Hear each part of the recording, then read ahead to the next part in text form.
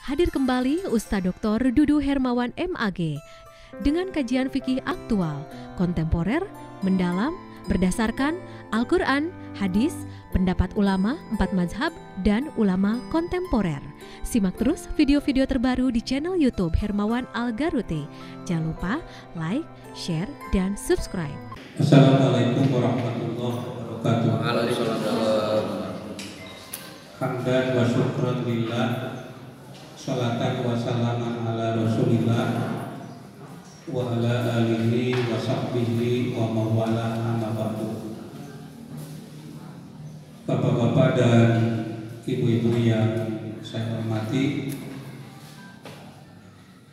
yang kita kaji sekarang yaitu mengenai perumahan, fikih perumahan ya. Biasanya para arsitek ya, para pengembang, termasuk juga para pengambil kebijakan mengenai perumahan, dalam hal ini Kementerian PUPR itu sangat memerlukan konsep-konsep yang datang dari para ahli, dari para pakar, karena pada umumnya para pengambil kebijakan itu membuat kebijakan berdasarkan masukan-masukan dari para ilmuwan.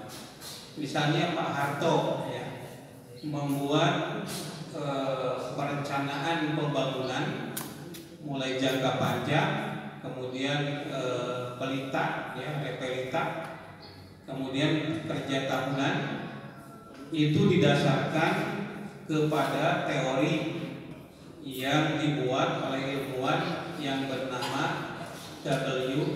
Rostow. Jadi itu dia ya. Jadi ekonomi pembangunan kita itu mengacu ke situ. Banyak negara yang menggunakan teori Rostow untuk merumuskan pembangunan mereka. Nah, di dalam banyak hal ya, termasuk mengenai pembangunan jalan, pembangunan jembatan, termasuk juga pembangunan perumahan, itu mereka menggunakan teori-teori yang sudah dibuat para ilmuwan. Nah, kita sebagai muslim tentu memiliki konsep. Di dalam Al-Quran disebutkan ma faratna fil kitab, tidak ada sesuatu pun yang ketinggalan di dalam kitab itu, semuanya dibicarakan. Hanya tinggal kita yang merumuskan bagaimana Al-Quran dan Al-Hadis berbicara tentang kehidupan, termasuk tentang perumahan. Lalu kita baca Al-Quran, lalu implikasi terhadap berbagai hal itu nanti diwujudkan dalam bentuk konsep secara tertulis gitu. Nah, itu baru bisa digunakan oleh para ahli. Jadi kalau dulu ya, ketika Mahkamah Agung didesak oleh para ulama agar dalam mengambil keputusan itu berdasarkan Al-Quran, hadis, lalu mereka bertanya coba mana disodorkan kitab kuning gitu ya. Nah, mereka tidak bisa baca. Nah, oleh karena itu para pemikir muslim membuat konsep lalu disodorkan kepada mereka gitu. Sehingga berbagai produk perundang-undangan itu mengacu kepada konsep-konsep yang ada di dalam agama ataupun konsep-konsep yang ada di dalam pemikiran-pemikiran para pakar. Nah, jadi pemikiran kita tentang perumahan itu sangat dibutuhkan oleh antara lain oleh para arsitek ya, dibutuhkan oleh para ahli teknik sipil, dibutuhkan oleh Kementerian PUPR ya, dan lembaga-lembaga lain. Itu membutuhkan pemikiran. Nah, oleh karena itu nanti konsep yang kita buat ini belum jadi full ya. Masukan-masukan dari bapak-bapak nanti akan dijadikan bahan untuk merumuskan fikih perumahan yang utuh gitu, ditinjau dari berbagai aspeknya. Bapak sekalian, kita berurutan saja. Saya tidak bisa membaca, nanti akan dibacakan oleh Pak Ajay, Pak Fakhrul Roji, ini namanya Menteri Agama ya. Nama aslinya Pak Fakhrul Roji. Ya, tapi panggilannya Ajay, entah bagaimana sejarahnya. Sama seperti saya, nama Hermawan, tapi sok dipanggil dulu bukan di mana. Nah, baik Bapak-bapak, kita mulai dari yang pertama, mungkin di WA atau sekalian kulasoknya, karena kalau saya berikan makalahnya itu tebal, itu kurang lebih 30 atau 40 halaman, yang 20 halaman lah, nanti tuntasnya mungkin sekitar 50 halamanan. Nah, kalau dicetak terlalu banyak, ini juga memerlukan biaya. Maka saya buat kulasnya saja. Nah, metode penulisan, saya kumpulkan ayat-ayat Quran, hadis-hadis, lalu buku-buku fikih mengenai masalah perumahan. Kemudian dari situ saya kategorikan berdasarkan teori tentang perumahan ya. Itu dirumuskan. Kemudian saya juga baca undang-undang tentang perumahan dan kawasan permukiman, Undang-Undang RI ya. Lalu dibuat daftar, istilahnya itu DIM ya, daftar inventarisasi masalah. Kemudian dirumuskanlah dan dihasilkanlah makalah walaupun belum tuntas. Nanti tuntasnya dibahas di dalam musda tarjih. Jadi kalau di PP ada munas tarjih atau muktamar tarjih, kalau di wilayah ada muswil tarjih.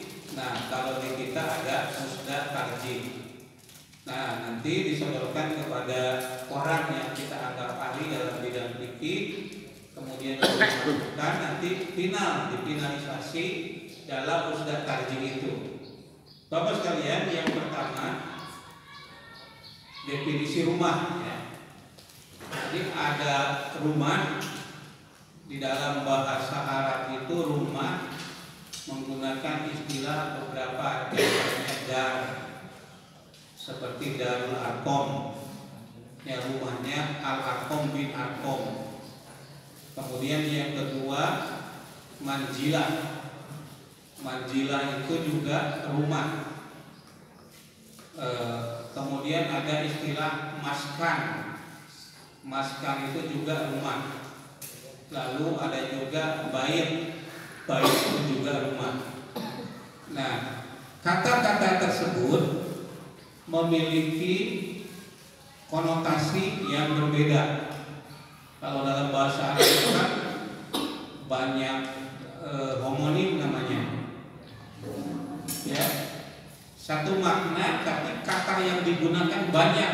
Misalnya untuk budak saja itu kurang lebih ada 5.000 kata. Saya cuma hafal 3.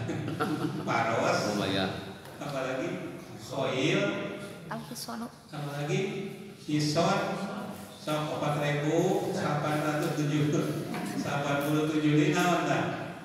Kita baru cuma 3 gitu. Baitun rumah. Nah, baitun itu rumah berasal dari kata bata. Bata itu tidur. Jadi rumah itu tempat tidur. Bagusnya ya kalau tidur jangan di hotel, di rumah saja. Itu baitun ya. Baitul Arqam. Kemudian ada lagi dar, rumah. Itu kenapa dikatakan dar? Dairotun, daroya dulu itu sirkulasi atau beredar. Jadi kalau mau kemana-mana dari rumah. Mau hijrah bertolak dari rumah, mau ke masjid dari rumah, mau ke kantor, mau ke sekolah itu dari rumah. Maka dikatakan dan di rumah itu tidak diam, banyak kegiatan. Jadi kalau rumah itu banyak kegiatan disebut dar. Ada sahabat yang meminta kepada Rasulullah supaya rumahnya itu dijadikan tempat pembinaan. Namanya Al-Arqam, itu di dekat Bukit Sopa ya. Di situ itu namanya Darul Arqam. Santrinya itu pada saat itu ada 140. Asalnya 139 ditambah 1 Umar bin Khattab menjadi 140. Maka tempat itu disebut Darul Arqam. Lalu di rumah sahabat yang berada di Madinah, ada yang rumahnya itu dijadikan tempat untuk sholat Jumat, ada yang dijadikan tempat sholat berjamaah, bukan hanya keluarga tapi juga para sahabat. Itu juga disebut dar. Nah, lalu ada yang disebut manzilah, artinya tempat turun. Kalau di dalam bahasa Sunda namanya pamajikan, tempat majik. Jadi di mana-mana datang ke pamajikan gitu ya. Maka pamajikan itu tempat majik, sama dengan manzilah gitu. Dari mana-mana pulang ke rumah. Selesai kegiatan, nggak ngobrol dulu, nggak bolak-belok kiri kanan, langsung ke rumah. Maka rumah itu disebut manzil. Nah, di dalam bahasa Inggris juga kan ada house. Kalau berfungsi sebagai tempat tinggal itu namanya house. Tapi kalau ada di luarnya, ada di depan, itu namanya home gitu. Jadi ada home, ada house. Nah, kemudian ada lagi maskan. Sakana, diam, maskan tempat diam. Tempat ketenangan, tempat kedamaian. Ya, jadi kalau pulang dari mana-mana datang ke rumah, di luar itu panas, perdebatan politik dan lain-lain. Nah, kalau di rumah itu menjadi tenang, menjadi damai. Nah, itulah rumah. Ya, sakinah. Ya. Sakinah. Sikin, pisau. Kenapa pisau disebut sikin?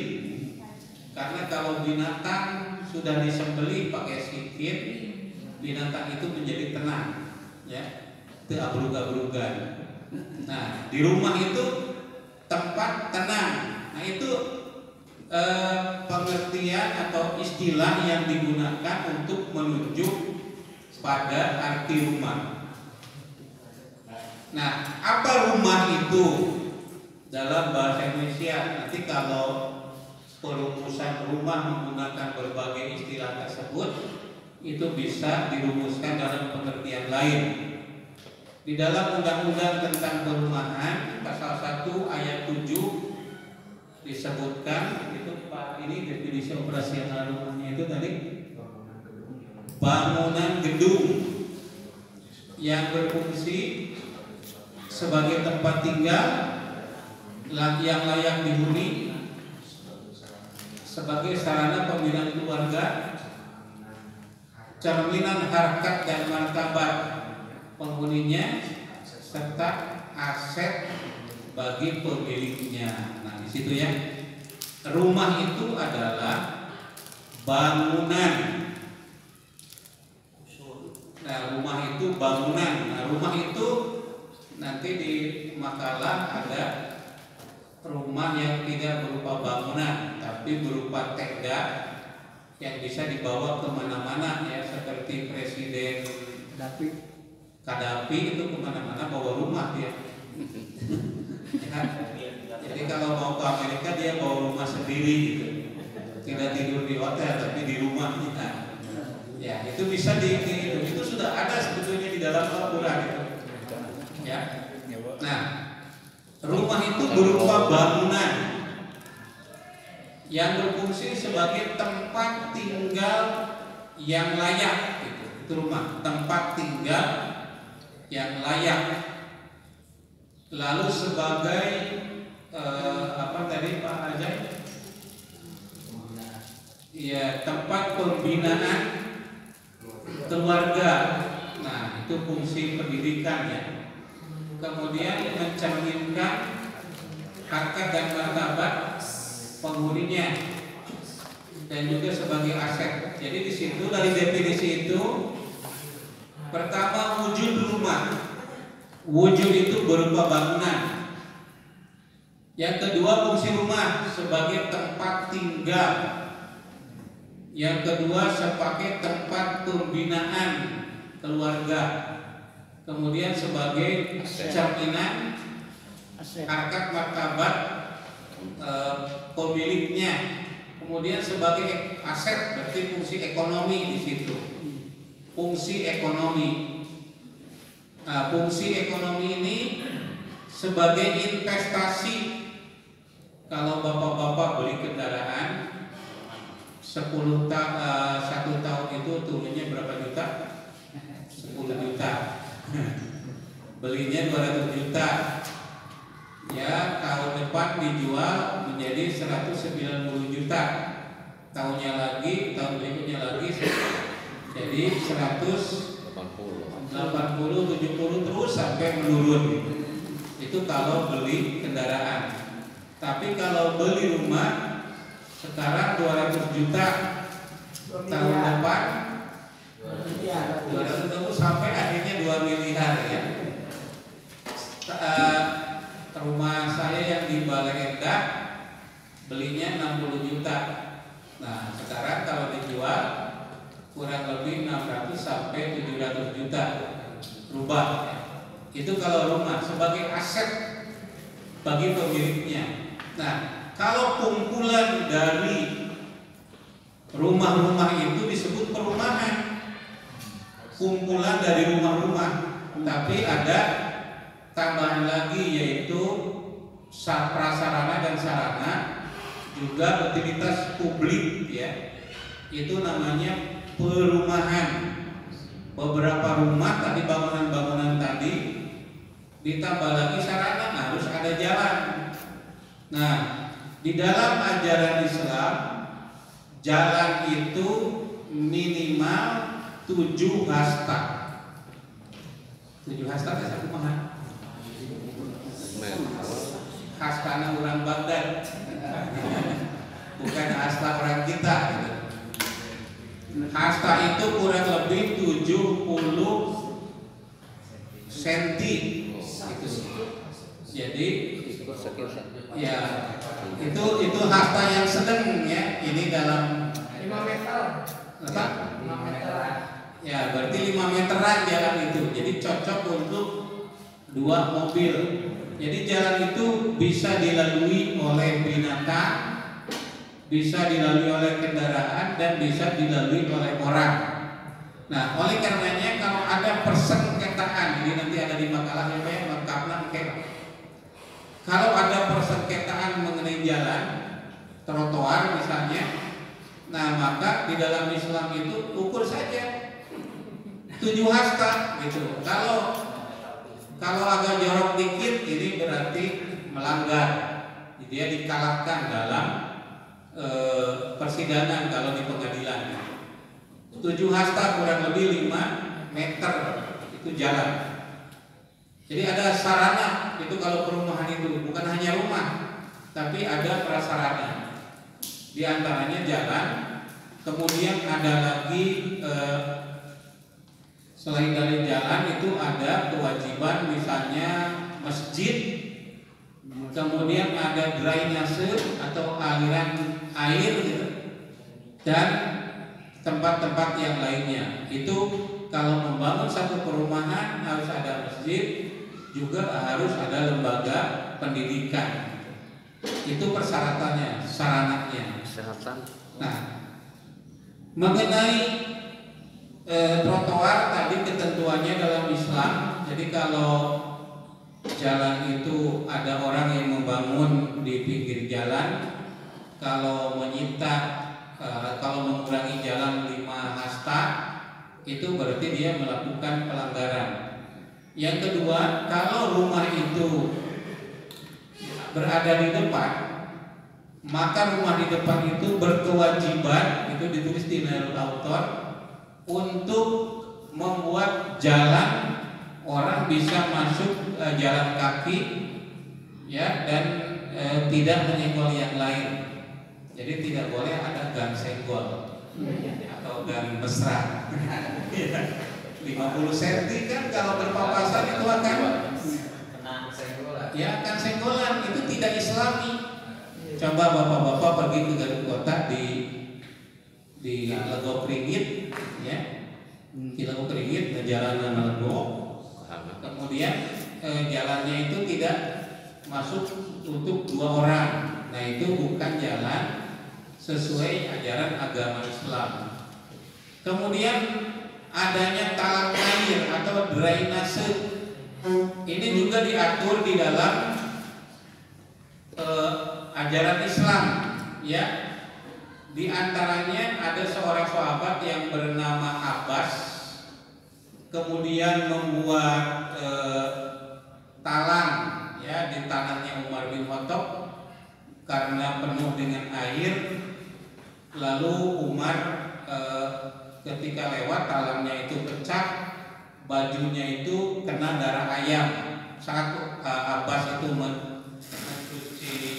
menyembelih ayam, kemudian si darahnya itu mengalir ke talang itu dan mengenai Umar bin Khattab. Umar marah, ya mungkin kalau bukanlah paman Nabi, Umar sudah melakukan sesuatu kepada Abbas itu.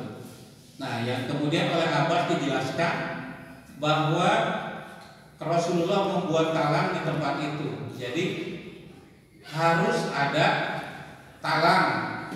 Dan kalau talang itu melewati lahan kita, itu dibolehkan, termasuk melewati jalan.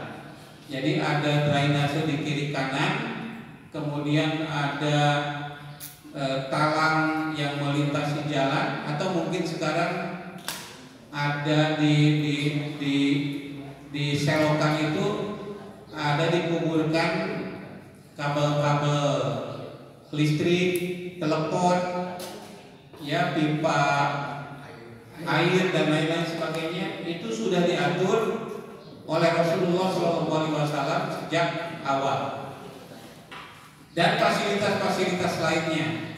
Nah, kalau kawasan permukiman itu terdiri dari beberapa perumahan, ya, katakanlah kalau satu perumahan itu, saya masih belum paham, ini ada dalam hadis, ya, di makalah lengkapnya ada, bertetangga itu. Jadi yang namanya rumah itu, perumahan itu, katakanlah satu perumahan itu setara dengan 40 tetangga. Yang belum paham itu apakah 40 tadi di utara 40, di selatan 40, di timur 40, barat 40. Kalau dijumlahkan menjadi 160 gitu. Jadi satu perumahan itu minimal 160 rumah. Atau 40 itu 10 jadi 40. Nah, di sini pemahaman, nanti mungkin bapak-bapak ada yang memberikan pemahaman. Nah, di mana lokasi masjid itu, nanti lokasi masjid perumahan itu di tengah, sehingga bisa dijangkau oleh semua penduduk secara adil. Jadi ulah uji jauh, uji dekat gitu. Jadi di tengah-tengah itu bisa dilihat, sehingga ketika datang waktu sholat, ya tempat sholatnya itu dekat, kelihatan, terdengar oleh semua penduduk yang ada di perumahan itu. Nah, kalau pemukiman itu terdiri dari beberapa perumahan. Ya, kalau 2 perumahan itu sudah merupakan kawasan pemukiman. Kalau 2 perumahan berarti 180 kali 2. Nah, di situ harus mulai ada fasilitas-fasilitas tambahan. Ada sekolah, ada fasilitas kesehatan dan lain-lain. Itu ketentuan mengenai perumahan diatur oleh pemerintah. Nah, mengenai perumahan diatur oleh pemerintah itu bagaimana menurut hukum Islam? Nah, di dalam hukum Islam itu ada yang namanya siasah dusturiyah, ya, politik perundang-undangan. Kalau tidak ada di dalam Quran, jadi sumbernya satu Quran, dua hadis, tiga ijtihad. Nah, maka pemerintah itu berwenang untuk berijtihad menentukan kawasan yang mana yang bisa dijadikan sebagai kawasan perumahan. Lalu bisa membuat aturan-aturan tentang perumahan. Nah, Bapak dan Ibu sekalian, jadi kalau kawasan perumahan itu ada penunjang. Jadi kalau rumah itu nanti ada ketentuannya di makalah itu seperti apa lengkapnya, itu ada, ya, harus ada apa saja. Nah, kita selanjutnya poin B Pak Jai. Ya, wujud perumahan itu seperti apa? Ya, lokasi tanah. Bagaimana lokasi tanah atau lokasi perumahan itu di mana? Di dalam Al-Quran disebutkan, saya makalah apa? Di WA.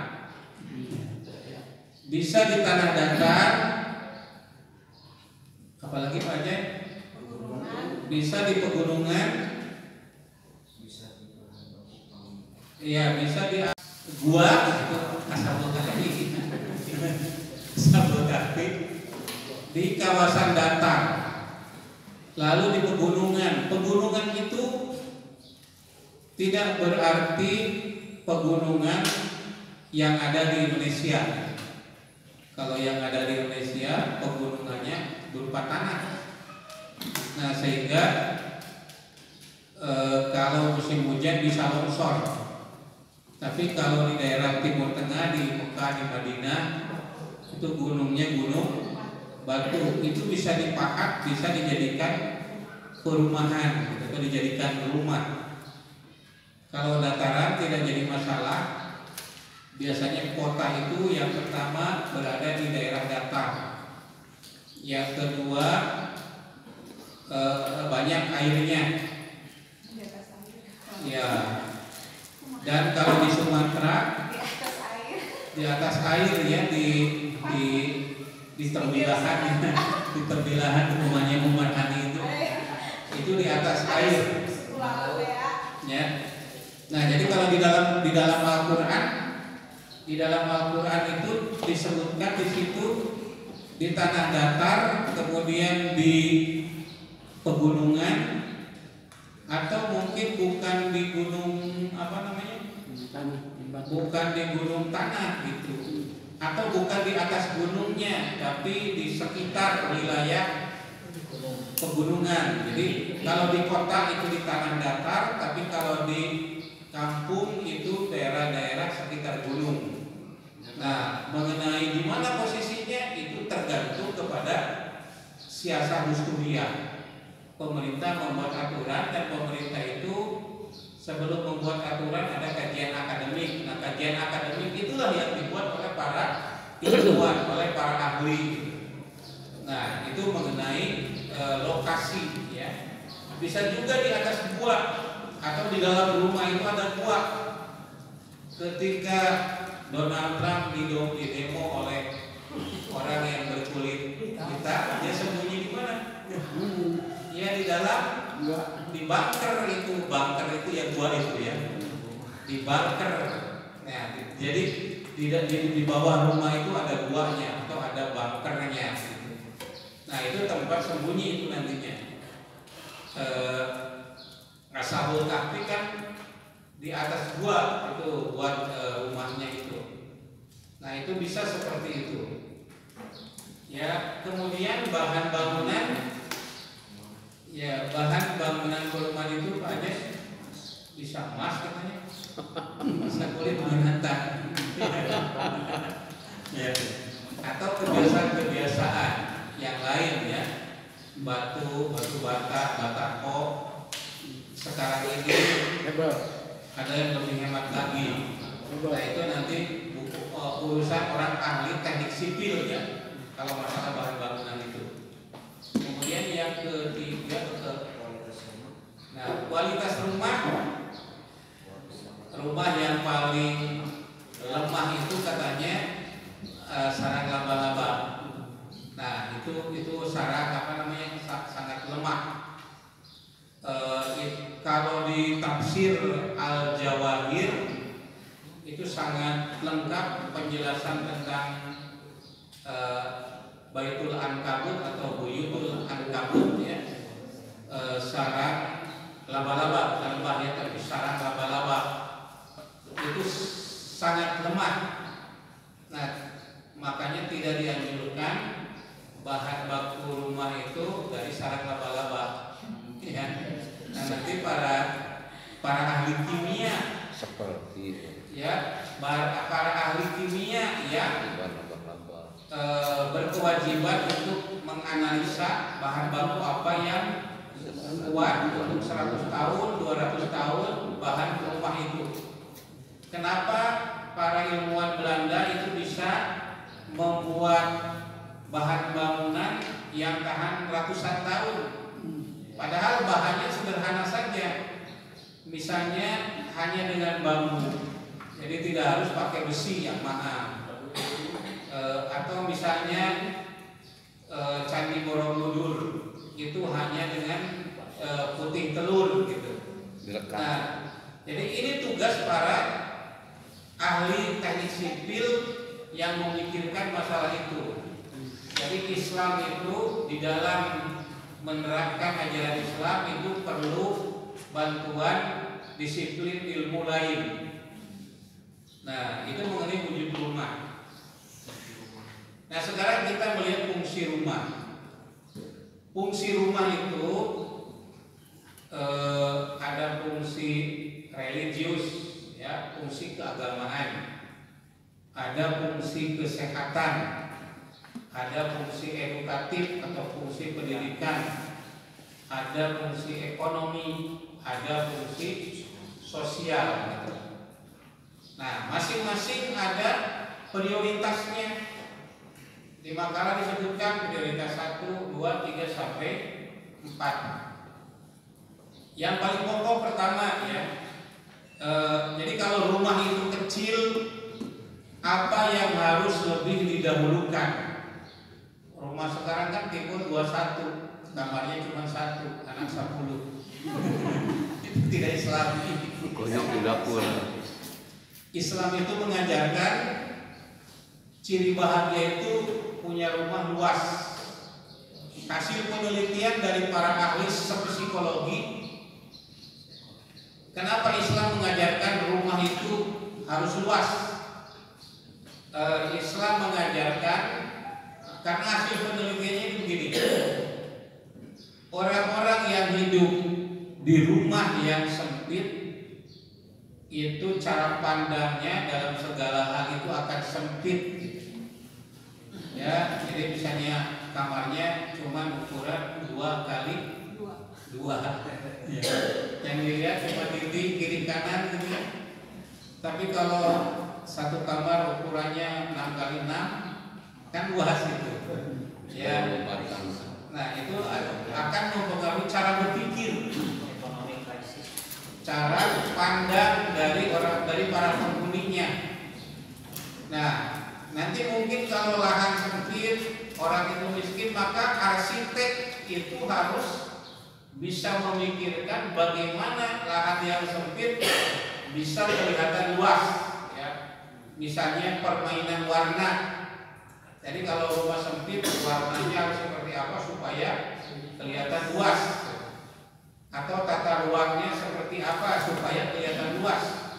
Nah, di sini lagi-lagi para ahli arsitek dibutuhkan untuk menerjemahkan ajaran agama Allah itu. Jadi hasil penelitiannya begitu. Jadi yang rumahnya sempit itu cara berpikirnya juga sempit, cara pandangnya sempit. Kenapa? Ini ada hasil penelitian perbandingan antara orang Jawa dan orang Sunda. Orang Sunda transmigrasi ke Tebilahan. Itu lembur barang ya. Baru kaya dikit pada pulang ya. Karena apa?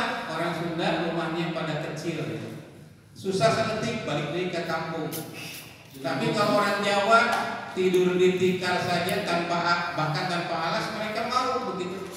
Karena orang Jawa rumahnya itu luas-luas. Kenapa? Karena begini, orang Sunda daerahnya pegunungan. Jadi kalau menanam padi itu di gunung. Kalau di gunung itu cukup satu orang nebang kayu, kemudian dibakar, sudah kering, lalu pada musim hujan nanti diasep ya, cukup suami istri sudah selesai dipelakan di puhan sudah itu panen sendiri, jadi tidak memerlukan orang banyak. Pegunungan orang Sunda itu. Tapi orang Jawa karena datar lahannya, maka mereka membuat sawah. Membuat sawah lebih berat daripada ngehuman. Karena lebih berat maka perlu orang banyak. Maka orang Jawa kebersamaan dan kerjasamanya cukup tinggi. Persaudaraan juga begitu. Maka rumahnya besar-besar. Kenapa? Gesnya sawah, kemudian mereka jagongan, ya kumpul-kumpul untuk makan-makan. Sudah panen kumpul-kumpul untuk makan-makan. Hamil 4 bulan kumpul-kumpul makan-makan. Hamil 7 bulan kumpul-kumpul makan-makan. Maka tempatnya itu luas. Karena luas maka berpengaruh kepada kepribadian tadi. Pandangannya luas. Ya, begitulah kira-kira ya. Jadi ajaran Islam diterjemahkan dengan fakta di lapangan.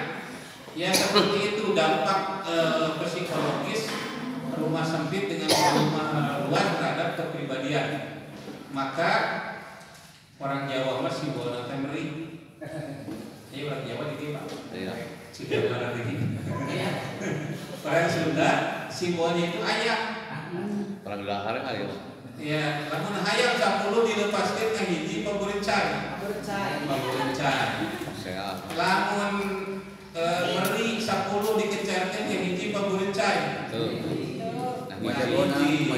Ya, orang meri mah ngahiji. Maka rumah sakit Muhammadiyah Garut jadi. Ya, kita berbarengan dengan rumah sakit Garut itu di Jawa itu 40 itu berdiri semua. Ya, berdiri semua dan berdiri hiji gitu. Nah, kembali kepada poin berikutnya ya, materi. Kalau yang di gunung Pak, itu rumah Jawa itu gak pakai kamar Pak. Gak pakai kamar. Iya, ya? gak pakai kamar. Ya, apalagi lebih luas lagi. Pakai kamar. Ya. Minantuan cukup pakai gordeng aja sekelilingnya. Nah, Kayak koyagan. nanti rumah tipe 21 terkudu pakai kamar. Iya. Buat aja tenda di rumah. Kalau suami istri mau Kayaknya melakukan pulabu. suami istri pasang tenda supaya dekat tinggal Dekat ke gunung. Iya. Air itu membahayakan tuh Gimana? secara syariat Islam yang bangun rumah di atas airnya suku laut. Yang Karena kan Sumatera. di laut itu agak jauh dikit dari pinggir. Nah, kalau Akhirnya bahaya sedang membangun rumah di atas laut ya atau di sungai, saya dulu waktu kecil tinggal di Musirawas, itu dikelilingi itu di dekat Sungai Musi, itu banyak rumah di atas air di atas sungai gitu ya. Panggung ya. Nah, panggung. Nah, kalau masalah ini itu yang punya keahlian yaitu ahli apa ya? Farmasi ya. Ya, jadi kalau menurut mereka itu bagus, tidak boleh, itu tidak apa-apa. Tapi kalau mengenai air, kayaknya kalau terlalu lama, terlalu banyak air di kamar mandi, itu akan menimbulkan paru-paru. Bagaimana saluran air di rumah itu supaya sesuai dengan syariat. Nah, ini sekali lagi arsitek yang bertugas untuk itu. Sekarang Pak Jai, Tapi selesai lah, tapi poin C, poin B. Poin yang kedua fungsi rumah sudah, kemudian ciri-ciri perumahan Islami. Apa itu ciri-cirinya? Ya, berorientasi alamiah. Ya, yang senantiasa memperhatikan keselarasan lingkungan alam. Ya, jadi kalau perumahan misalnya di rumah itu tidak ada pepohonan, tidak ada penghijauan, itu tidak Islami.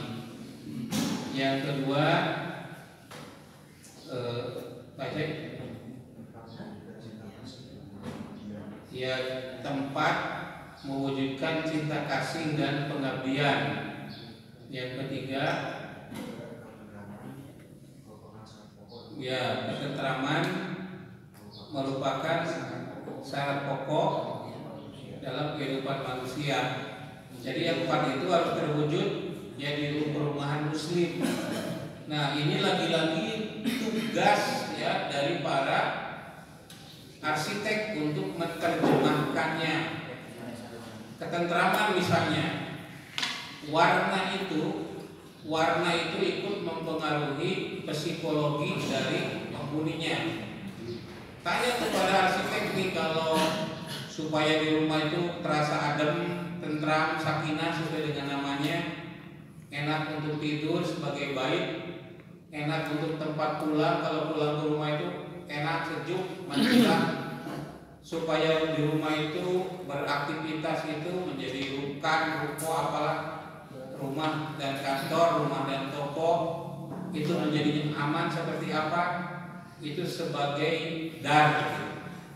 Jadi itu diterjemahkan ke dalam bahasa arsitektur. Ya, mengenai pewarnaan, mengenai macam-macam itu akan mempengaruhi bagaimana rumah Islam itu. Warna merah. Warna merah seperti apa? Ya, kalau warna merah sok nyeun hareng-heng. Hayu nyeun RU HIP.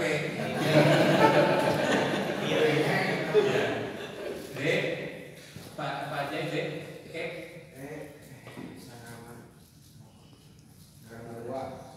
ya. Nah, sekarang di perumahan itu harus ada sarana ibadah seperti masjid. Ya, Karena sekolah. nah, fungsi dari masjid itu karena tidak semua kegiatan itu dapat ditampung di rumah. Misalnya kalau sholat wajib di masjid kan, tapi kalau sholat sunat atau untuk ibu-ibu kan di rumah. Di rumah ada musola, lalu ada masjid untuk semua. Nah, di sini silaturahmi, ta'awun bisa berjalan dengan baik, maka harus ada masjid. Apa fungsi masjid? Nah, fungsi Masjid Madinah coba Pak Aceh. Satu, sebagai tempat ibadah, sholat dan lain-lain. Dua, ya tempat pendidikan. Di situ ada pengajian. Bapak ke Masjid Nabawi di Madinah, kayak kelompok-kelompok ya. Kalau di Mesir misalnya, kalau di Mesir itu masjidnya ciri khasnya, oh masjid ini mah tiap hari ngebahas akidah, masjid yang lain ngebahas fikih. Jadi kalau mau akidah mau ke sini, kalau mau fikih ke tempat yang lain. Nah, kalau di Madinah itu ada beberapa kelompok kan orang mengaji di Masjid Nabawi itu. Kemudian yang ketiga, fungsi sosial. Di tempat RT rapat di masjid atau di kantor RW. Terus penawar tahanan pada zaman Nabi, pengobatan korban perang, ya, ruang dan tempat untuk menerima tamu. Tuh, ya, itu di Masjid Nabawi itu ya, karena rumah Nabi kan bersatu dengan masjid. Ya, di tengah-tengahnya ada raudhah. Jadi antara mimbar dengan rumah Nabi itu namanya raudhah. Nabi kalau menerima tamu, delegasi utusan dari luar, itu di masjid tempatnya. Ya, tempat perdamaian. Suami istri bertengkar di rumah bahwa dibereskan di masjid. Ya, antar tetangga dan seterusnya lah. Dan banyak lagi mengenai fungsi masjid, termasuk untuk menyolatkan jenazah, termasuk untuk lembaga pendidikan. Itu tempatnya di masjid. Ngawinkeun. Ya, ngawinkeun di masjid. Itu fungsi masjid. Dilanjut poin berikutnya Pak Jen. Bangka masjid bisa Poin. dikawinkan sih. Ya, prinsip tata ruang dan sarana prasarana perumahan. Ya, yang pertama prinsip yang pertama yaitu hablum minan nas. Berarti di rumah itu harus ada ruang tamu. Berarti di rumah itu harus ada kamar tamu. Berarti di rumah itu harus ada WC tamu yang tidak bersatu dengan ruang keluarga. Kemudian karena harus dijaga ya Bapak-bapak, harus dijaga antara laki-laki dan perempuan itu harus ada sekat. Jadi di rumah itu ada ruang publik. Ruang publik itu ruang tamu, kemudian ruang tempat tidur tamu, ada WC tamu, hebat.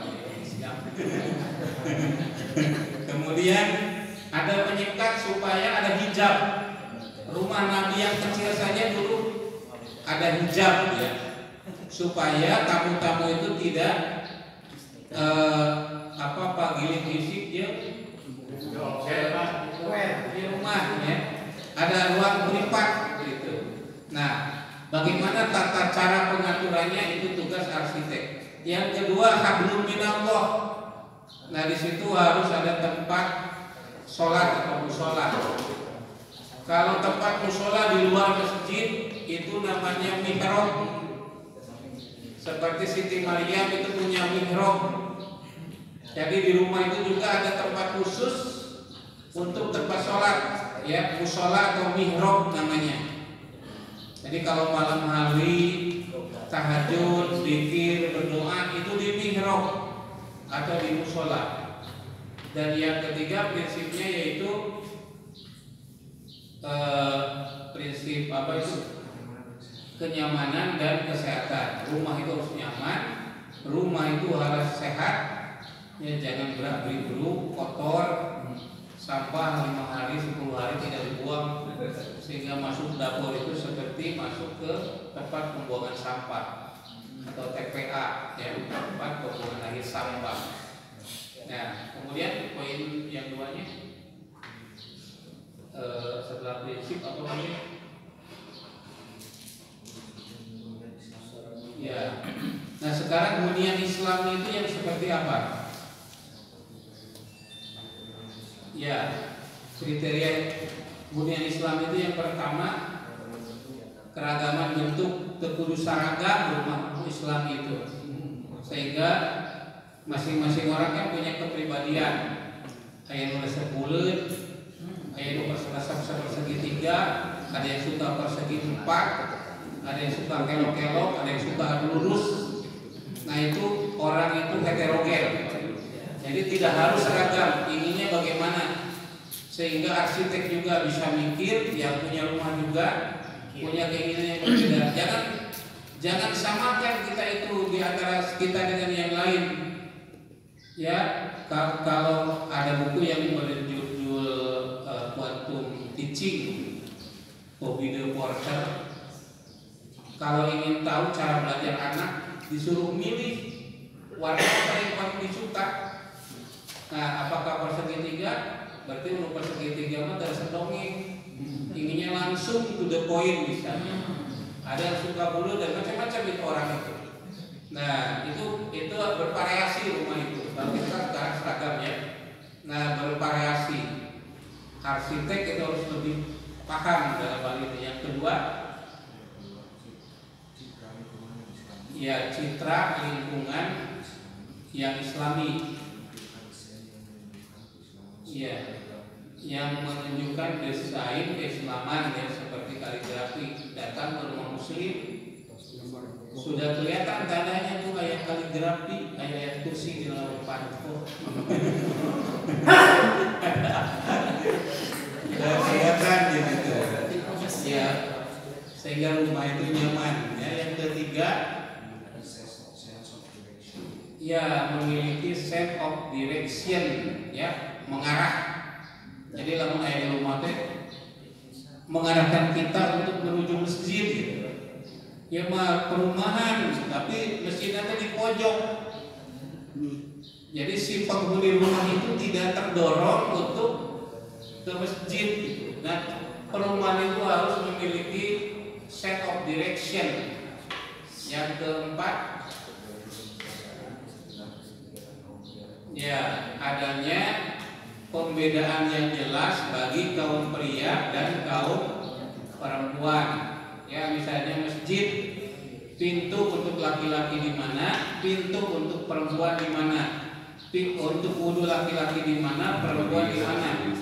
Kalau di perumahan itu ada kolam renang, untuk laki-laki di mana, untuk perempuan di mana, atau jadwal yang berbeda kalau lahannya sempit. Ya, kemudian yang ke ya terdapat unsur pusat yang didominasi oleh kegiatan ibadah, ya seperti masjid tadi gitu ya. Ketika bareng di perumahan itu kan biasa ya. Kemudian apalagi tadarus bareng, nah itu pusat agama. Berikutnya,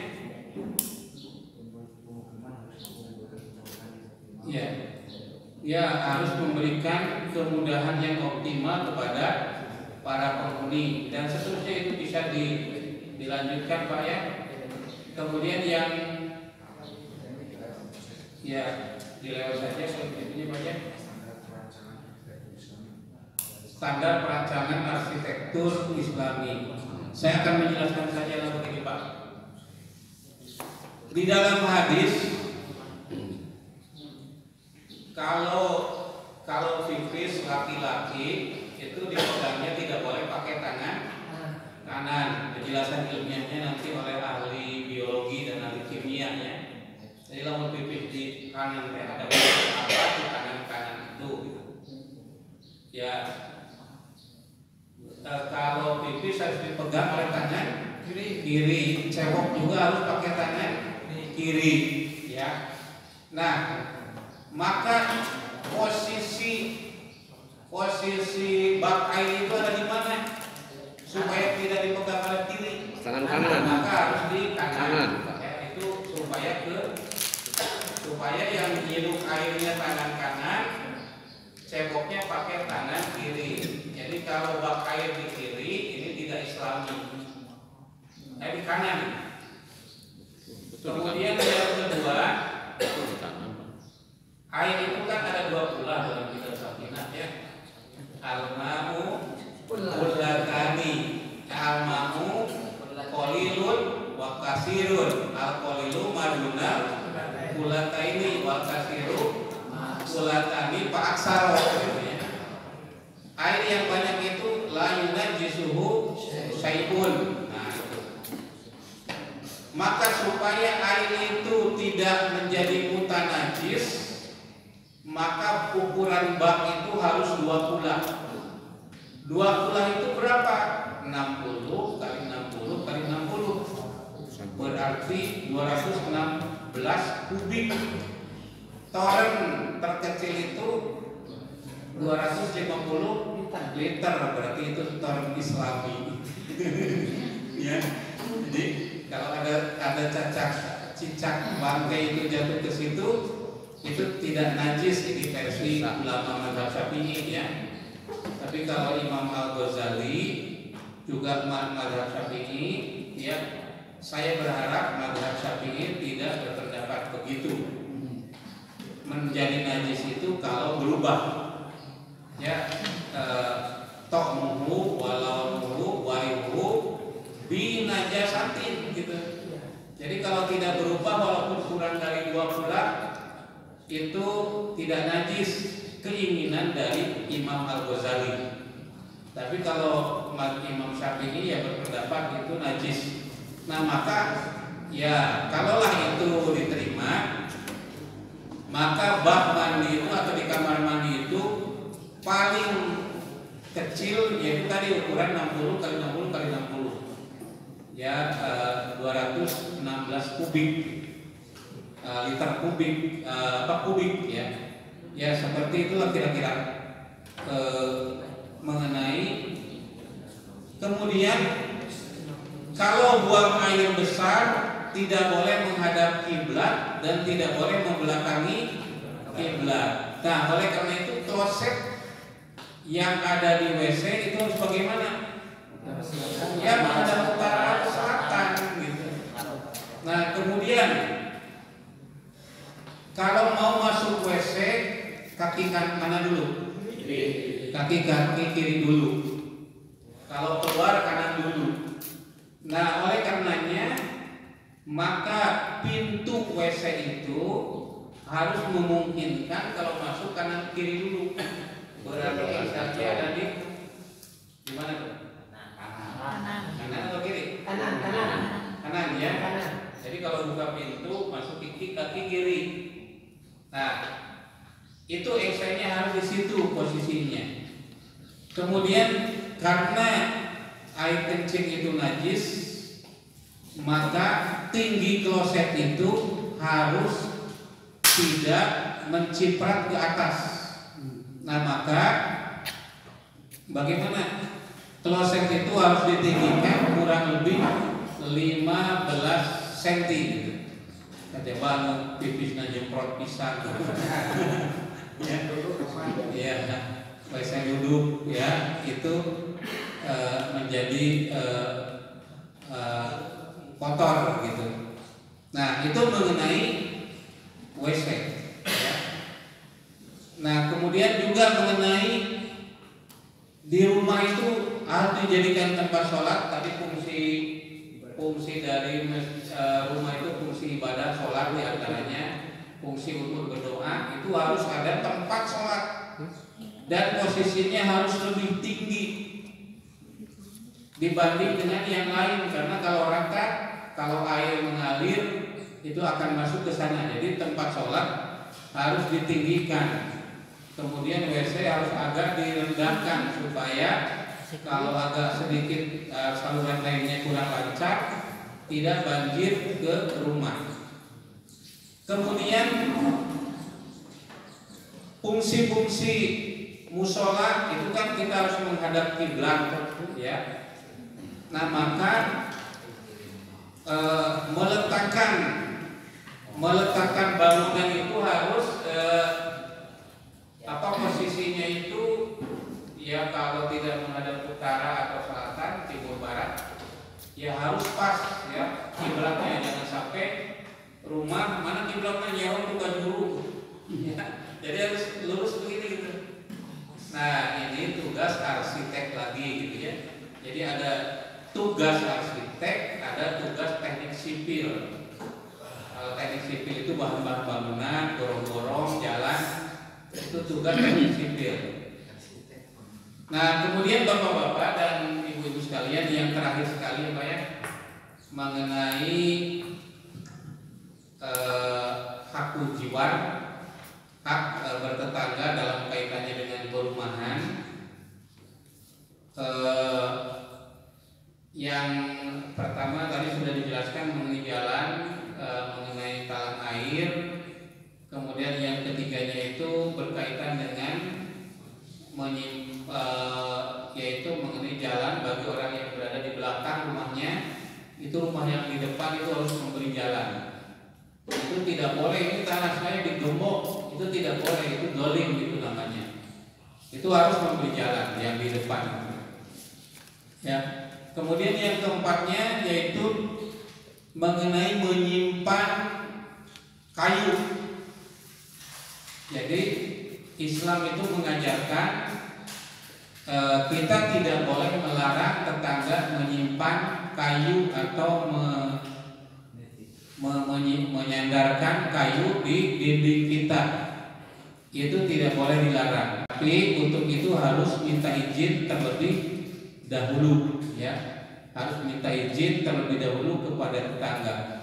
Nah, yang berikutnya, yang keenamnya atau yang kelima, hakut ta'ali. Ada hak-hak bertetangga, ya, seperti yang dapat dilihat dari kitab Fiqhul Islam Mu'adilatuhu yang ditulis oleh Wahbah Al-Zuhaili. Rumah itu ada yang di lantai 2, itu namanya hakut ta'alik, ya, dan hakut ta'ali. Ada rumah yang di atas kita, ada yang di bawah. Itu masing-masing ada haknya. Kemudian ada tetangga yang berdampingan dengan kita. Kalau di perumahan kan satu dinding, ya, satu dinding. Atau kalau di apartemen itu ada yang di atas, ada yang di bawah. Itu ada ketentuan-ketentuannya di dalam ajaran Islam, ya. Kalau rumah itu roboh, maka rumah yang di bawah berkewajiban untuk membangunnya. Itu wajib, supaya yang di atas juga bisa membangun rumah. Nah, kalau yang di atas itu membangun, maka harus minta izin kepada pemilik rumah yang di bawah, atau kalau tidak harus minta izin kepada pengadilan, nanti hakim yang akan memberikan izinnya. Kalau yang di atas itu membangun sendiri, maka yang di atas itu tidak berhak untuk menuntut ganti rugi kepada rumah yang berada di bawah, ya, kecuali kalau ada izin dari yang di bawah, terus ada ganti ruginya, atau dari pengadilan. Nah, kemudian kalau yang di bawah itu melakukan tindakan yang merusak rumah yang ada di atas, maka yang di bawah berkewajiban untuk mengganti rugi. Demikian juga sebaliknya. Nah, mengenai hak-hak ketetanggaan atau yang berbatasan itu, kita kalau yang di perumahan itu kan, kalau misalnya yang kanannya atau di belakangnya, yang di kiri kanannya membangun, itu kan ada suara-suara yang mengganggu.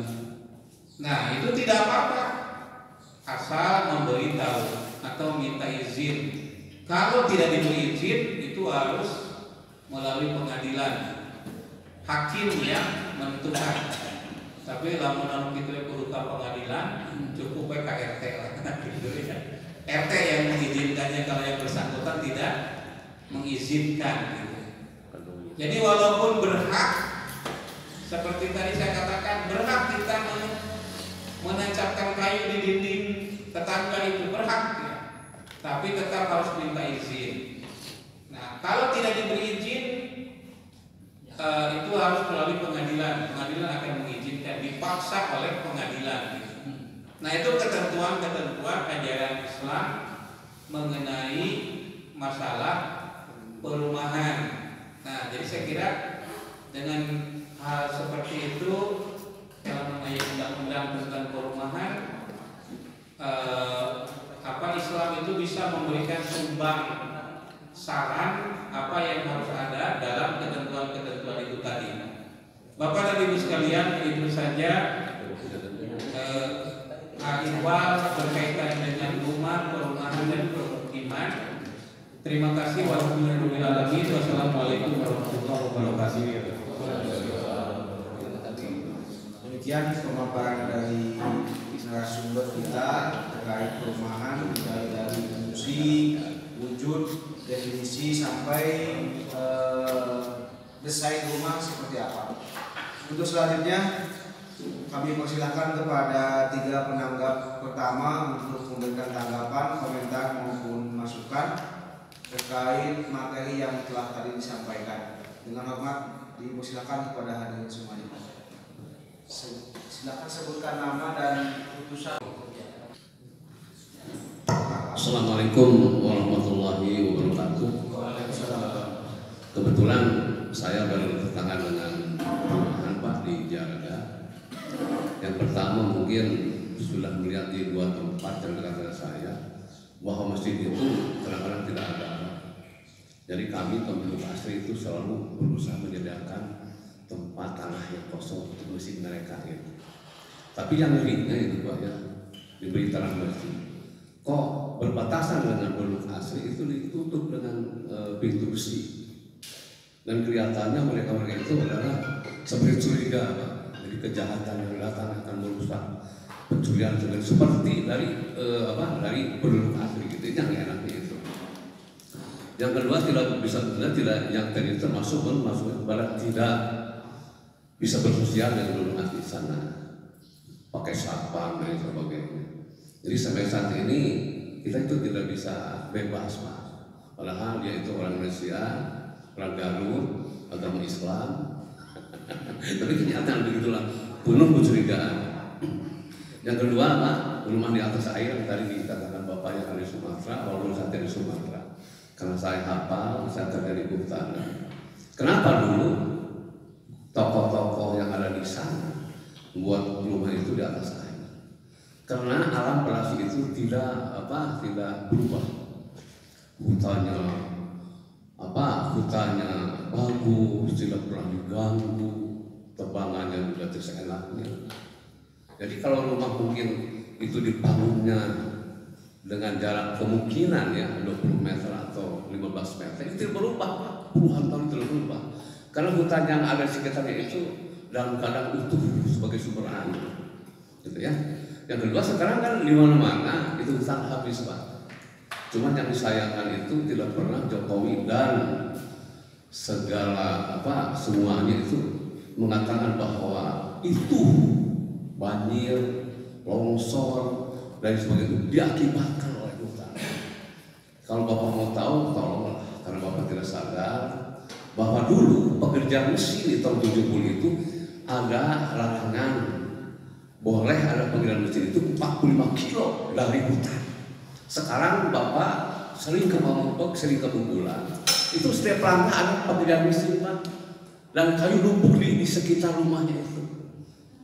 Itu kayu dari mana Pak? Ini termasuk DPR juga, termasuk Bupati. Gak pernah saya usul ke Bupati kalau ngomong mikir, Pak Alep, perhutanan yang dibebaskan bukan masalah itu, tolong itu bagaimana itu? Cimanuk dari rumah sakit sampai Lindau, saya orang kecil sekolah teknik itu kalau mandi itu ada 4 lebih Pak. Ada lebih ini, lebih aki, lebih pangan, lebih daun. Sekarang mana ada lebih? Karena kalau hujan turun, kira-kira dengan daun itu jatuh ke air ke tanah itu akan erosi dibawa ke sungai. Apalagi Sumatera yang kemungkinan dulu masuk kapal itu ini lebih bahaya Pak. Mungkin 20-30 tahun yang akan datang Indonesia akan karam kalau pemerintah tidak sadar bahwa rusakin alam hutan jadi dipelihara. Itu sebagai insan kehutanan, Jokowi itu membagikan tanah Karawang Bekasi 35.000 hektar dibeli sertifikat untuk 35 tahun. Ini kan kurang ajar Pak. Dulu mah satu Pamumpek jangankan masuk atau mengalih fungsikan hutan Pak, bikin ini aja tiung untuk kencing itu dibakar orang hutan itu Pak. Sekarang begitu. Itu gitu kan. Yang selanjutnya, yang ketiga adalah kalau ada pohon Pak ya, disayang mungkin ada pohon buah dan sebagainya yang berguna. Lantas ada pohon dahannya ke ruang tetangga itu. Tetangga tidak diganggu, bisa tidak dipotong karena sayang Pak, ya saat buahnya. Kira-kira itu betul milik tetangga yang sebelah sana, milik saya masih milik saya gitu kan. Kayak yang selanjutnya, setelah saya mendengar bahwa akan ada fikih perumahan, yang tadi dibaca Bapak itu saya pernah sekolah di SDN itu ada di arsitek Pak. Harus mana pilih tanah perumahan jangan sawah. Sekarang sawah yang bagus itu habis Pak, habis jadi uang sekarang Pak. Harusnya kebun eri, harusnya kebun bambu, hutan bambu yang jauh ke sawah yang bisa jadi makan. Sekarang nggak begitu Pak, nggak begitu. Saya usul ke DPR, Pak Ale jangan sampai ke sana gitu kan, susah juga saya itu Pak. Jadi yang saya harapkan itu kemungkinan bahwa Pak Nurul akan menyampaikan bukan masalah ininya, tapi bagaimana mereka punya hutang ke bank, ada ribanya. Untuk yang saya harapkan itu kalinya, bukan masalah perumahan harus barang. Ini di arsitek juga pemerintah begitu Pak, betul benar gitu. Yang paling penting sekarang kemungkinan kami itu mau tahu. Yang saya sangka itu Bapak tahu menyampaikan yang kecil ke bank. Karena si orang yang membuat bangunan itu perumahan itu setelah selesai maka ambil uang ke bank, kita tinggal bayar ke bank. Saya yang satu itu mungkin tadinya, tapi nggak apa-apa kalau Bapak tidak masalah urusan itu, tidak masalah, sah-sah saja Pak Ale, nggak apa-apa. Cuma saya kali ini itu ya Pak, saya harapkan itu. Terima kasih, mungkin itulah bisa saya sampaikan. Assalamualaikum warahmatullahi wabarakatuh. Assalamualaikum warahmatullahi wabarakatuh. A'udzubillahi minasyaitonir rajim. Bismillahirrahmanirrahim.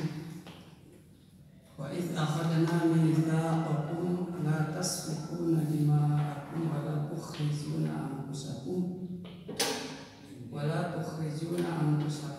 min diyarikum thumma aqrartum wa antum tashhadun.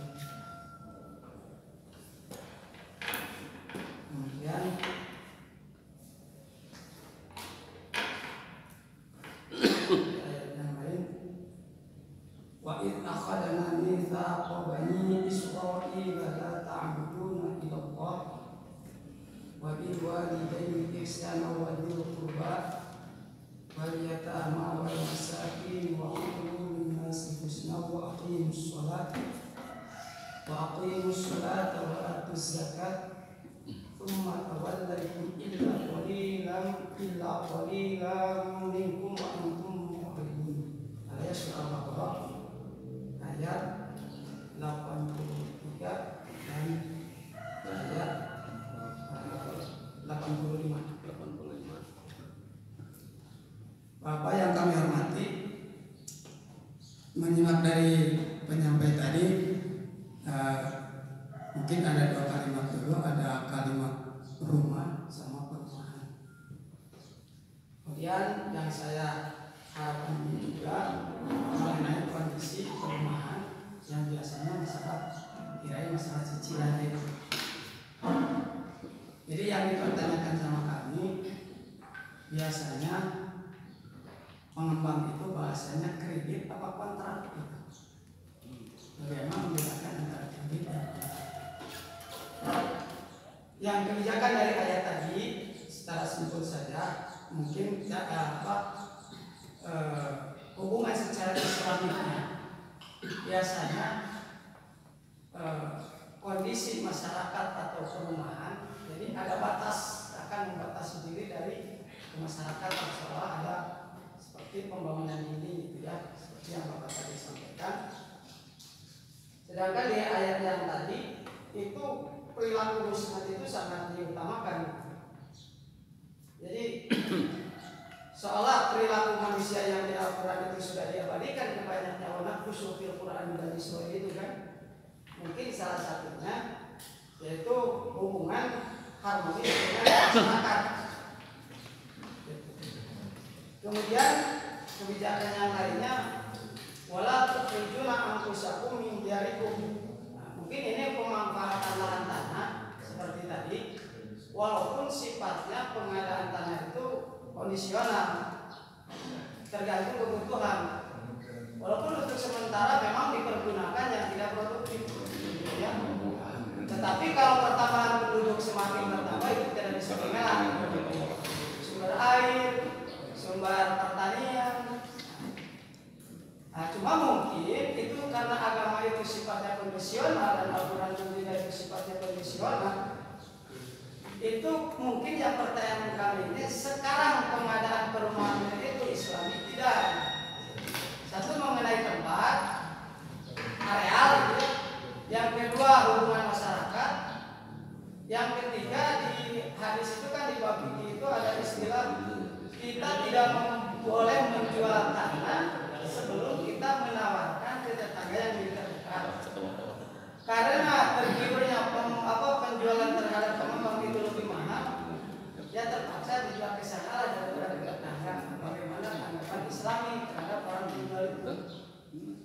Nah, misalkan kalau sama tetangga ya dilakukan, kalau di perumahan sangat menggiurkan itu penumpang itu bisa jadi 3 kali lipat. Nah, jadi bagaimana penjual itu secara Islami kan tidak boleh ya, maka kata-kata lagi saya diulangi. Jadi tidak boleh DPP itu menjual tanah khususnya sebelum ditawarkan ke tetangga yang lebih dekat. Tetapi berhadapan dengan harga. Nah itu, bagaimana Islam menanggapinya? Yang selanjutnya di sini ada kalimat bahwa wala tukhrijuna anfusakum min diyarikum summa aqrartum. Nah, tidak sedikit kemungkinan penduduk atau ibaratnya gimana gitu yang tadinya rumahnya hanya sekedar menebeng bangun mendirikan bangunan sementara tanah itu milik negara.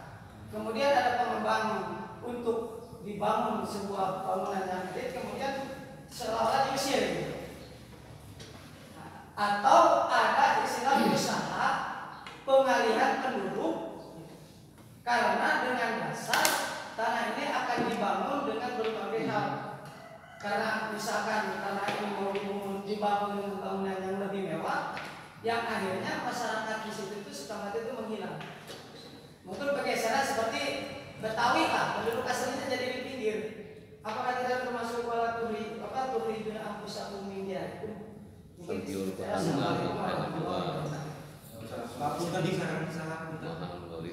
Padana dari Cibiu. Padana ya Cibiu. Untuk penambahan, Maman dari Cibiu. Assalamualaikum warahmatullahi wabarakatuh.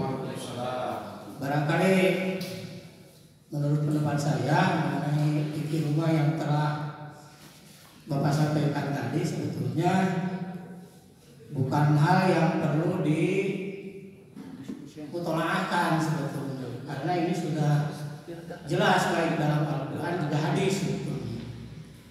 Semacam membuat WC misalnya, lah yang bulan hukum misalnya, ibadah masri, al-maghrib dan sebagainya. Hadisnya sudah jelas. Kemudian dalam surat An-Nahl juga, misalnya dalam surat An-Nahl jadikan rumah ayat 16 ya. Allah menjadikan untuk kamu rumah-rumah sebagai tempat ketenangan. Kemudian sebagai musola dalam sabda Rasul, terangilah rumahmu dengan bacaan Al-Quran dan sholat. Atau dalam hadis lain jangan jadikan kuburan artinya dipakai tempat ibadah. Maka dalam Al-Quran sendiri sudah jelas ibu yutin udina adina Allah ya atur ba'awin kalos. Jadi artinya kalau dalam Al-Quran ini bukan ayat muhkamat, bukan ayat mutasabihat, tapi ayat muhkamat. Artinya yang sudah jelas, yang tidak bukan ikhtilaf. Kemudian punya banyak lagi yang lainnya sebetulnya dalam hadis juga Al-Quran. Jadi artinya Islam itu sudah siap dengan perubahan itu sendiri, sudah ada konsepnya dalam Al-Quran juga hadis. Seperti yang telah dibikin oleh dalam makalah oleh Pak Haji itu sebetulnya. Jadi akhirnya tinggal mensosialisasikan itu saja. Justru yang perlu itu seperti yang tadi oleh Pak Haji Ade itu sampaikan sebetulnya, yang ada perumahan syariah. Ternyata perumahan syariah tersebut dalam akadnya, padahal intinya tetap sama-sama saja keuangan. Apakah bagaimana itu hukumnya? Justru saya sendiri terus terang yang buka itu tentang hal itu, ya. Apakah termasuk dalam Al-Quran dalam jual beli gitu, dalam jual beli dalam surat Al-Baqarah 282 kalau tidak salah ya, tentang jual beli. Tidak ada yang berbidain itu, ya mungkin ke sana larinya. Yang saya kira itu mengenai hal itu sebetulnya. Tapi kalau yang mulai yang barusan sebetulnya memang sudah tepat, bagus begitu. Hanya itu tinggal mensosialisasikan, bukan hal yang ikhtilaf. Artinya yang muhkamat bukan kita saja kalau dalam Al-Quran. Barangkali itu saja yang bisa saya sampaikan sebentar. Wassalamualaikum warahmatullahi wabarakatuh. mengenai pembatasan sekat rumah dan juga pohon dan juga tentang riba kredit rumah. Terima kasih. Ya, yang pertama kalau di dalam mengenai pembatasan ya, pembatasan rumah atau benteng-benteng perumahan, membeli dari masyarakat kemudian dibenteng sehingga masyarakat tidak bisa berlalu lalang ke perumahan itu, Berkomunikasi tidak bisa berkomunikasi ya. Nah, berkaitan dengan masalah ini, kalau kita membaca sejarah di Madinah itu, kota Yasrib itu ada benteng sekelilingnya dan ada gerbangnya. Demikian juga Khaybar, Taif, Mekah, semuanya itu dulu dibenteng gitu. Jadi kalau mau masuk Madinah ada gerbangnya, jadi tidak bisa sembarangan kemana masuk. Nah, jadi secara historis pembentengan kawasan pemukiman itu sudah terjadi sejak lama ya. Nah, kemudian mengenai pembangunan perumahan itu dilakukan oleh Rasulullah setelah beliau hijrah dari Mekah ke Madinah. Pertama beliau membangun Masjid Quba, kemudian dibangun perumahan bagi orang-orang yang punya uang, orang-orang kaya. Di sekitar Masjid Quba itu dibangun perumahan bagi para sahabat. Sahabat yang tidak bisa membeli itu ada tempat namanya As-Suffah di masjid, baik itu di Masjid Nabawi atau di Masjid Quba, namanya Suffah. Abu Hurairah termasuk orang yang ahli Suffah, itu orang miskin yang rumahnya yaitu di Suffah itu. Jadi pembangunan perumahan sebagai bentuk peradaban itu pernah dilakukan oleh Rasulullah. Kalau Haidar Nasir mengatakan kalau mengajarkan syariat gampang, sudah ada ayatnya, sudah ada hadisnya. Tapi yang dilakukan oleh Rasulullah yaitu membangun peradaban. Di antaranya peradaban itu adalah perumahan itu. Nah, itu dibangun oleh Rasulullah di sekitar Madinah itu pada saat setelah hijrah. Nah, tadi saya sampaikan boleh ada pembentengan, tetapi harus ada jalan bagi masyarakat ya yang tadinya berada di belakang, itu harus diberi jalan oleh perumahan itu untuk mereka keluar dari kawasan yang bukan kawasan perumahan. Harus ada pintu. Yang menjadi pertimbangan yaitu keamanan ya, keamanan perumahan itu. Maka pintu itu harus diatur di mana tempatnya supaya masyarakat bisa masuk ke perumahan itu, tapi tetap keamanan perumahan itu bisa terjaga. Jadi intinya jalan itu harus ada ya. Ada kewajiban untuk membuat jalan bagi masyarakat yang berada di belakang perumahan itu. Itu intinya semacam itu. Harus ada. Kemudian mengenai pengadaan perumahan melalui kredit itu bagaimana? Kalau pegawai negeri Pak dengan minta bank mau buka imah tapi kan ya. Ada tetangga saya Pak di dinas kesehatan, tapi kan aki-aki anak banyak kontrak terus. Mungkin sampai meninggal dunia tidak akan punya rumah gitu. Ya. Karena apa? Tidak mau minjem ke bank karena keyakinannya itu riba. Nah, sekarang saya akan menyampaikan mengenai bank menurut Tarjih Muhammadiyah. Fatwa Tarjih Muhammadiyah menyatakan bahwa kalau bank itu tidak dua. Pertama, bank syariah, yang kedua bank konvensional.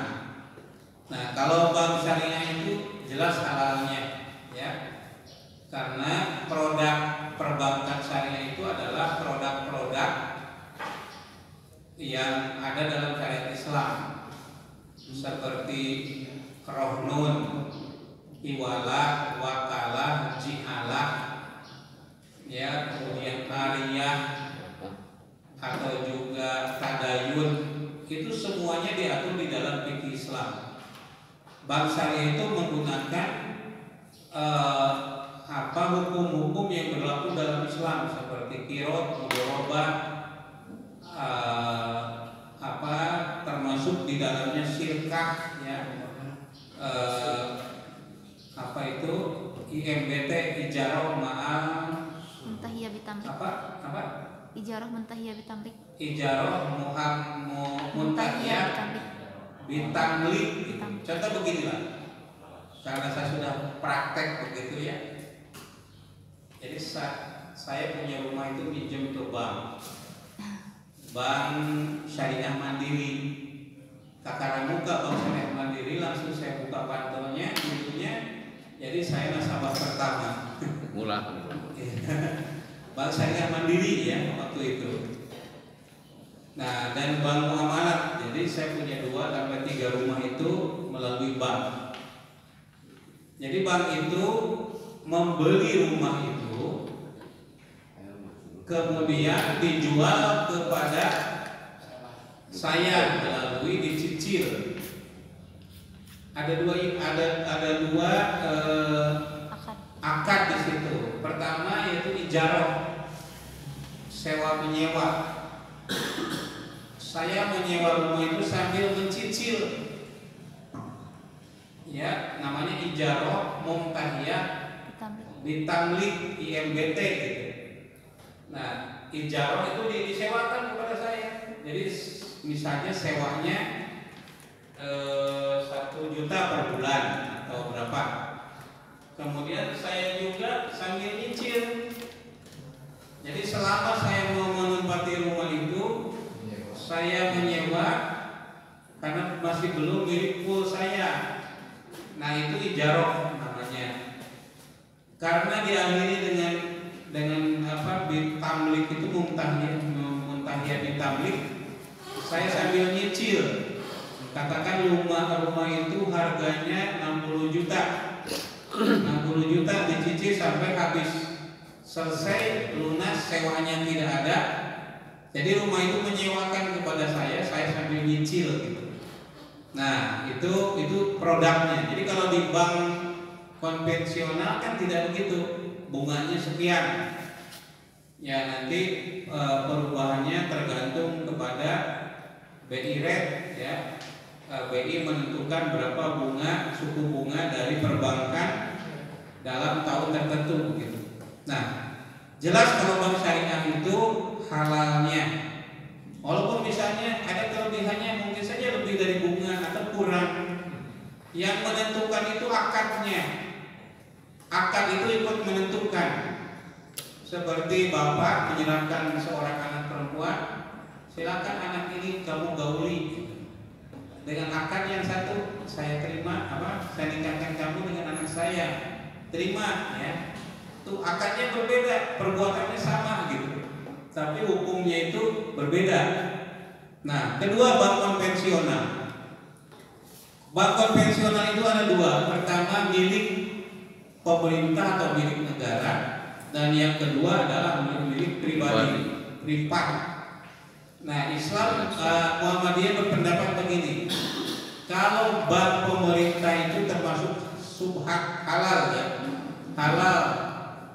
Konferensi Internasional Fikih Islam Sedunia memberikan kesimpulan bunga bank pemerintah dibolehkan sepanjang bunganya itu digunakan atau untuk kepentingan operasional dari bank itu.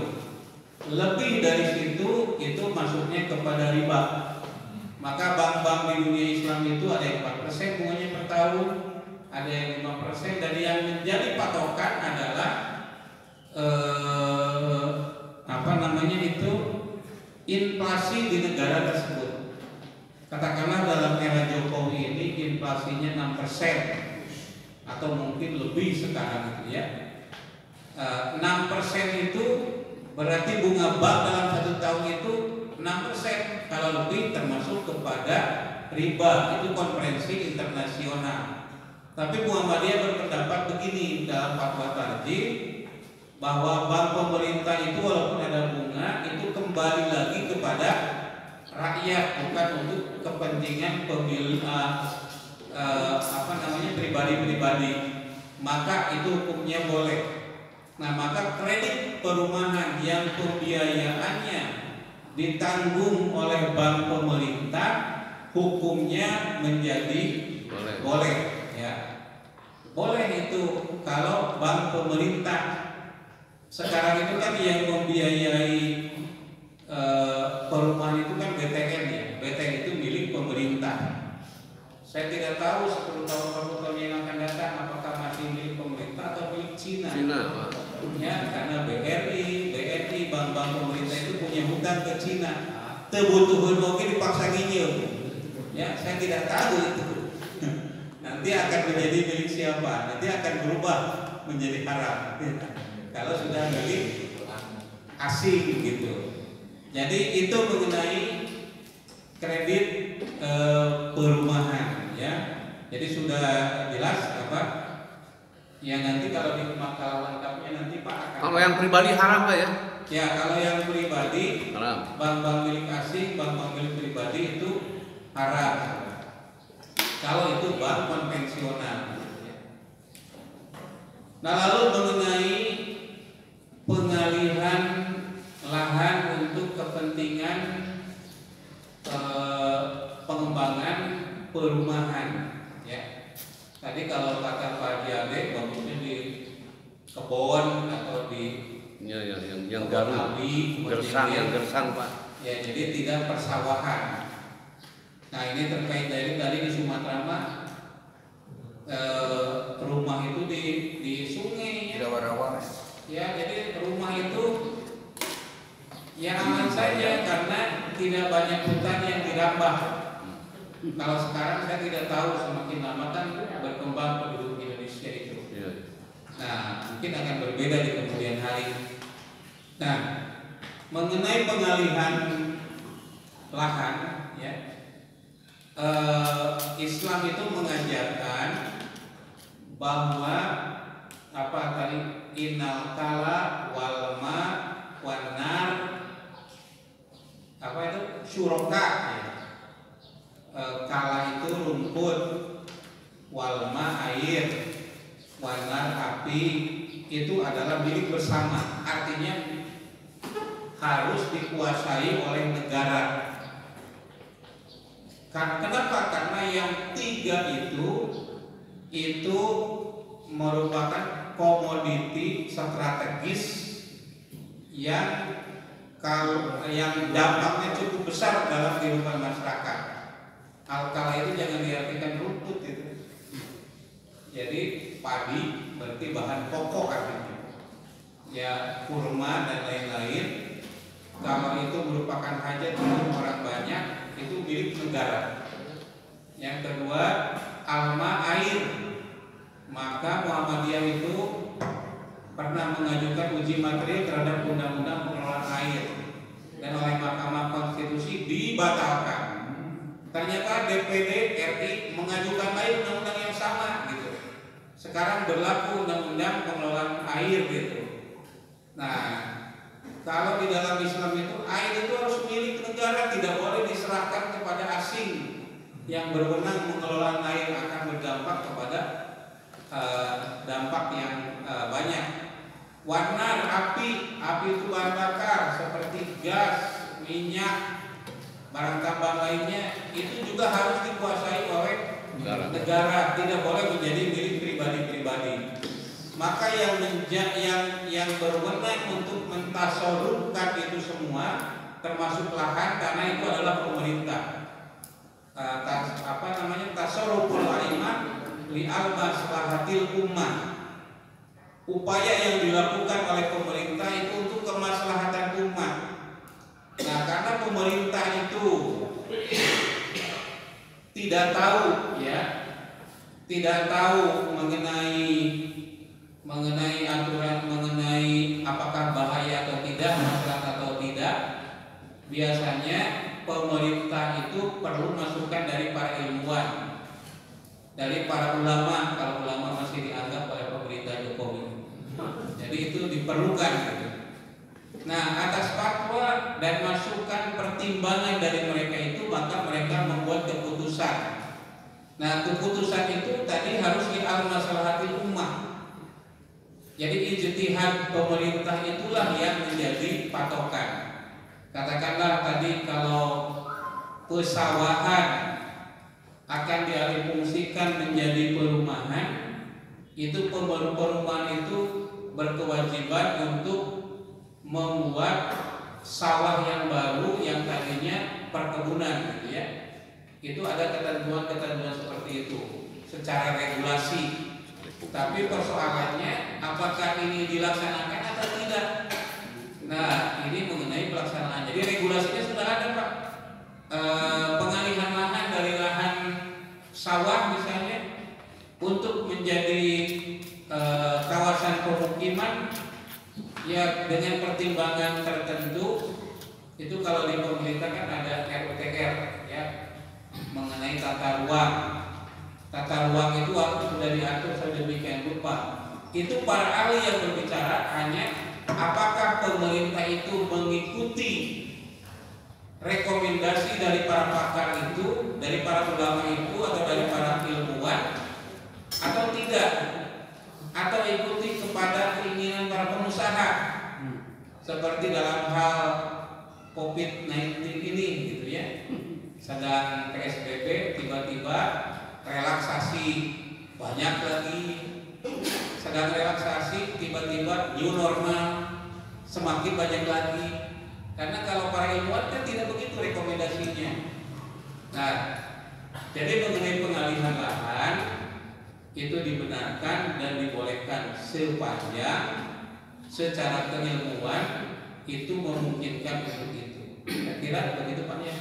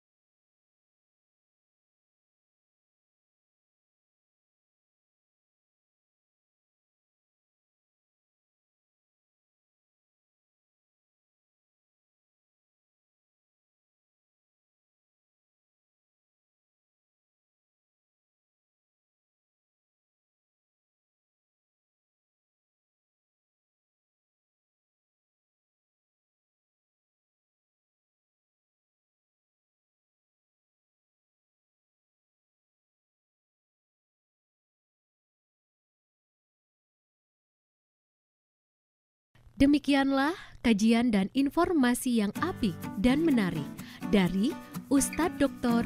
Dudu Hermawan MAG. Insya Allah wawasan dan ilmu Anda bertambah. Bertambah pula hidayah dari Allah, dan dengan hidayah dari Allah maka Anda semakin dekat kepadanya. Jangan lupa sekali lagi subscribe, like, dan share video ini kepada semua orang yang Anda kenal. Jangan lupa Anda saksikan video-video berikutnya.